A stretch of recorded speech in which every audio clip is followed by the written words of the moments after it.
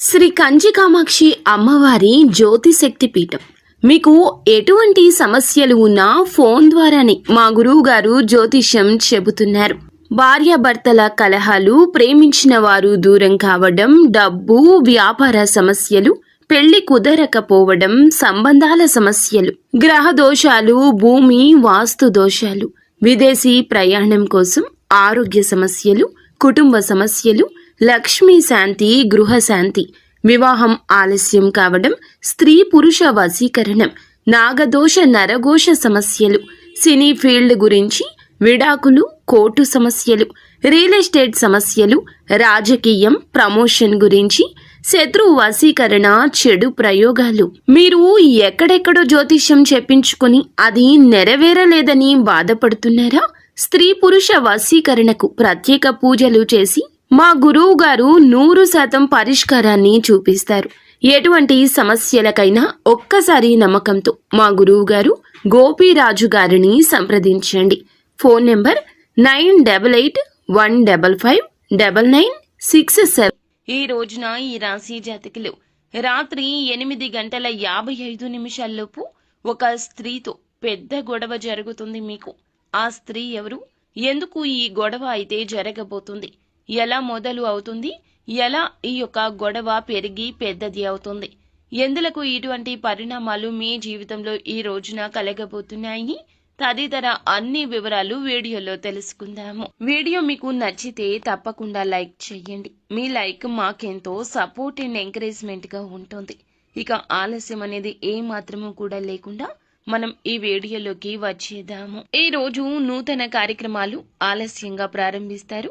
అల్ప భోజనం వల్ల ఆరోగ్యాన్ని అనారోగ్యంగా మార్చుకుంటారు. ఏదో ఒక విషయం మిమ్మల్ని ఈ రోజు మనస్తాపానికి గురి చేస్తుంది. వీలైనంత వరకు కూడాను అసత్యానికి దూరంగా ఉండడం మంచిది. అనవసరపు భయాందోళనకు లోనవుతారు. గ్రహ సంచారం సామాన్యము. శ్రమించిన ఫలితం అంతంత మాత్రమే. కార్య సాధనకు మరింత శ్రమించండి. మొదలు పెట్టిన పనులండి మధ్యలో ఆపేయదు. ముఖ్యంగా కొంతమంది వ్యక్తుల కలయిక ఈ రోజు వీలు పడదు, కావున అశ్రద్ధ వహించొద్దు. మీ ఆలోచనల్లో మార్పు వస్తుంది. మొండిగా అడుగు వేస్తారు. పెద్దల ప్రోత్సాహకం ఉంటుంది. రావాల్సిన ధనం అందుతుంది. ఖర్చులు తగ్గించుకుంటారు. అకస్మాత్తుగా ప్రయాణం చేయాల్సి రావచ్చు. ఒకరి వద్ద వాహనం తీసుకుని నడపొద్దు, ప్రమాదము. మీరు వాహనాన్ని ఉపయోగించేటప్పుడు చాలా జాగ్రత్తగా ఉండండి. సానుకూల ఫలితాలే ఉన్నాయి. జీవిత భాగస్వామి మీతో ఏదో ఒక విషయంలో వాదించే అవకాశం ఉంది. మీ పరిసరాల్లో ఎవరికి కూడా ఉచిత సలహాలు ఇవ్వకుండా ఉండండి. మీ పని మీరు చూసుకోవడం మంచిది. మీరు మంచికే సలహా ఇచ్చినా అది మీకు చెడుగా రావడం జరుగుతుంది, కావున చాలా జాగ్రత్త. ఉద్యోగాల్లో పనిచేసే వారికి వారి జూనియర్ల నుంచి పూర్తి మద్దతు లభిస్తుంది. మీ ప్రణాళికలు ఏమైనా పరిష్కరించబడొచ్చు. ప్రభుత్వ పథకాల్లో డబ్బు పెట్టుబడి పెడితే మంచి లాభాన్ని ఇస్తుంది. దినచర్య కొంచెంగా అస్తవ్యస్తంగా ఉండొచ్చు. గొప్పలు చెప్పుకునే ధోరణి నివారించండి. ఇతరుల ముందు మీ ఇమేజ్ గురించి మీరు చాలా ఆందోళన చెందుతారు. మీ ప్రత్యర్థులు మిమ్మల్ని ఇబ్బంది పెట్టడానికి ప్రయత్నిస్తున్నారు, కావున జాగ్రత్త. ఆరోగ్యం గురించి అస్సలు నిర్లక్ష్యంగా ఉండదు. ఈ రోజున మీ ఇంటి అమరిక, మీ యొక్క పెరుగుదలకు సంబంధించిన పనితో రోజంతా బిజీగా ఉంటారు. అనుభవజ్ఞులైన వ్యక్తుల సలహాలు పాటించడం ప్రయోజనకరం. దగ్గర బంధువుతో ఏదో ఒక విషయంలో విభేదాలుండొచ్చు. మీ కోపాన్ని నియంత్రించుకుని సమస్యలను శాంతియుతంగా పరిష్కరించడానికి ప్రయత్నించండి.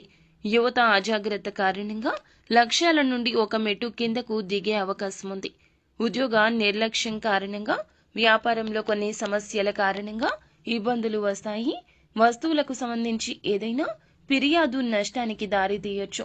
స్వల్ప నిర్లక్ష్యం ఇబ్బంది ఇస్తుంది. ఉద్యోగంలో ఉన్న వ్యక్తులు గుర్తుంచుకోండి, ఈ రోజు జాగ్రత్త. హెచ్చు తగ్గులతో నిండి ఉంటుంది. కొంతమంది శత్రువులు మిమ్మల్ని నష్టపరచడానికి అన్ని రకాలుగా ప్రయత్నిస్తున్నారు, కావున జాగ్రత్తగా ఉండండి. కుటుంబ సభ్యులతో, అపరిచిత వ్యక్తులతో మాట్లాడేటప్పుడు, పనిచేసే చోట ఒకరితో మాట్లాడేటప్పుడు మాటను, కోపాన్ని, చేతలను అదుపులో ఉంచుకోండి. ఎటువంటి కారణం లేకుండా కొంతమంది ఈ రోజు మీతో గొడవ పెట్టుకోవడానికి ప్రయత్నిస్తున్నారు. ముఖ్యంగా స్త్రీల విషయంలో జాగ్రత్త.